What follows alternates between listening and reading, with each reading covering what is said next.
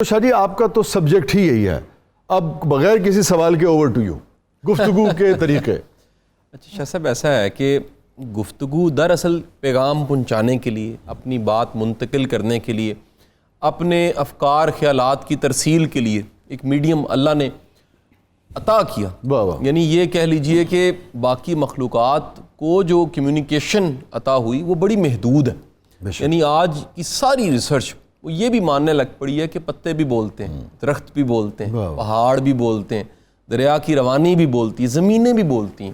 کہیں ایسے بزرگ گزرے ہیں وہ زمین دیکھ کے بتاتے تھے یہ برکت والی ہے کہ نہیں ہے، اور وہ اس کی یعنی کہ کہہ لیجئے اس کی ایک وائبز آتی تھی ان تک۔ انسان کو اللہ نے یہ مقام دیا، یہ کہہ لیجئے عطا کی کہ اس کے پاس ابلاغ کا بہترین میڈیم، فصاحت بلاغت کے ساتھ بھی، پھر سب سے بڑھ کے آپ یہ دیکھیے کہ انسان کی کمیونیکیشن صرف زبان کی محتاج نہیں ہے۔ ریسرچ یہ کہتی ہے کہ 57% کمیونیکیشن جو ہم کر رہے ہوتے ہیں وہ باڈی لینگویج پہ ڈیپینڈنٹ ہے۔ ایک بات جو میں آپ سے کر رہا ہوں، میں اس انداز سے جسم کو اس حرکت حالت میں رکھتے کر رہا ہوں، اس کا اثر کچھ اور ہے۔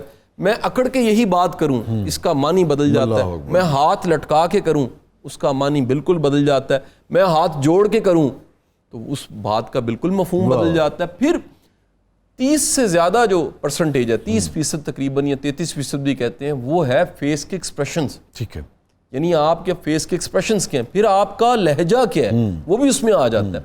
سو جو کہا جا رہا ہے اگر آپ ان دونوں کو ملا لیجئے تو وہ بڑا محدود سا جملے کا اثر بڑا محدود ہے۔ اچھا، یعنی کہا جاتا ہے جو کہا جا رہا ہے وہ 7% ہے۔ ٹھیک ہے، 100 میں سے 7% کمیونیکیشن تو الفاظ جملوں کی محتاج ہے، اور باقی کہہ لیجیے 93% 93% ہے وہ باڈی لینگویج، فیس کے ایکسپریشنز۔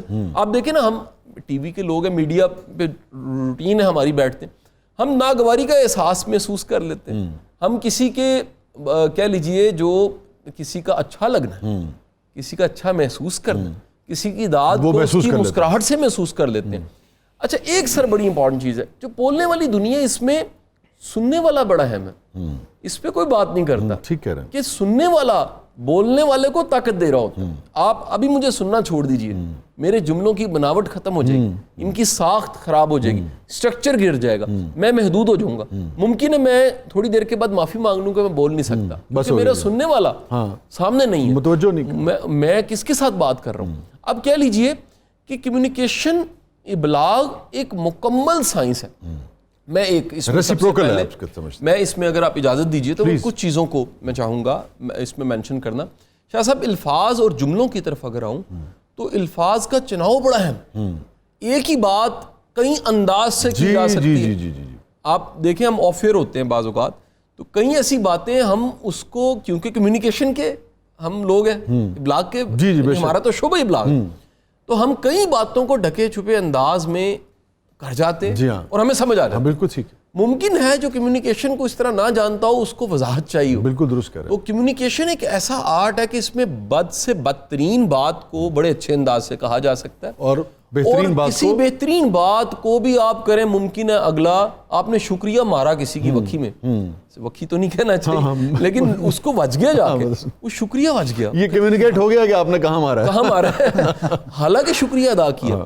سو بعض اوقات کمیونیکیشن سے بڑا طوفان آ جاتا ہے۔ ٹھیک بات۔ اس میں دیکھیے دین، آپ بغدادی صاحب تو زیادہ بہتر گائیڈ کر سکتے ہیں کہ جو زبان کی کہہ لیجئے شر انگیزی ہیں یا اس کا ڈیمیج ہے وہ اتنا خوفناک ہے، اور زبان کتنی طاقتور ہے۔ شاہ صاحب، اگر 2 جملے کسی کو اچھے مل جائیں اس کی پوری زندگی سنور جاتی ہے۔ بے شک۔ میں اپنے زمانے طالب علم میں ایک چھوٹا سا واقعہ اجازت دے دیجیے۔